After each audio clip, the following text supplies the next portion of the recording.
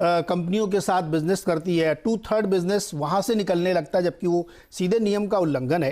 और हमारे छोटे व्यापारी लगातार इसकी आवाज उठाते रहे कि ये मोनोपोलिस्टिक नेचर का बिजनेस हो रहा है, भारी डिस्काउंट दिया जाता है। तो ये जो पूरा एक गोलमाल चल रहा, तो लंबे समय से 2012 से 2019 तक, ये मतलब 5 साल से तो लगातार जिसके डॉक्यूमेंट्स दिख रहे हैं सामने, क्या ये एक स्वाभाविक प्रक्रिया आपको लगती है, या ये एक ऐसा अपराध है जिस पे बहुत हैविली सरकार को काम करना चाहिए? क्योंकि हमारा जो पूरा रिटेल सेक्टर है वो एक तरीके से इससे बहुत परेशान था। देखिए, ये कंपनियां हैं लगातार एफडीआई के नियमों का उल्लंघन कर रही हैं। आप सब लोग जानते हैं कि एफडीआई रिटेल में अलाउड नहीं है, तो ई कॉमर्स में अलाउड नहीं हो सकती है। तो ऐसे में ये प्लेटफॉर्म के नाम पर आई। तो अब 2015 में स्वदेशी जागरण मंच ने कहा कि ये इलीगल बिजनेस कर रही हैं। तो उस समय सरकार ने उसके संदर्भ में एक प्रेस नोट 3 निकाला जुलाई 2016 के अंदर, और उसमें भी फिर ये फ्लोट करते रही। और उसके बाद 2018 दिसंबर में एक प्रेस नोट 2 दोबारा से निकाला गया।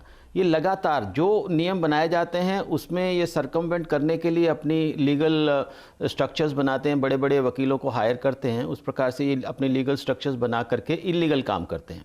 और उस इलीगल कामों में हमने बार बार सरकार को भी चेतावनी दी। 25 अप्रैल 2018 को हमने एक पत्र लिखा सरकार को, और सरकार ने इनके खिलाफ सीसीआई में भी लिखा, ईडी में भी लिखा, आरबीआई को भी लिखा, तमाम अपनी एजेंसीज को लिखा। लेकिन हमें अफसोस के साथ ये कहना पड़ रहा है कि सीसीआई और ईडी, इन सब लोगों ने उस समय इन चीज़ों को नज़रअंदाज किया। और बाद में अभी भी सीसीआई बार बार कहती है कि हम लोग इसकी तहकीकात कर रहे हैं, लेकिन कुछ नतीजा निकल करके नहीं आता। सामने दिखाई दे रहा है, ये खुद मान रहे हैं। अपने देश में ये जो अपना डिक्लेरेशंस देते हैं उसमें भी ये लिखते हैं कि हम लोग जो नियमों का उल्लंघन कर रहे हैं, ऐसा ये सरकार मानती है, कभी भी हमें बंद कर सकती है, कभी भी हमारे बिजनेस को कर सकती है। ऐसे अपने बिजनेस के थ्रेट के रूप में अपनी सरकार को ये लिखते हैं। यानी कुल मिलाकर के सारे दुनिया को पता है, इनकी सरकार को पता है, भारत सरकार को, सीसीआई को, ईडी को, सबको इन सब बातों की जानकारी है।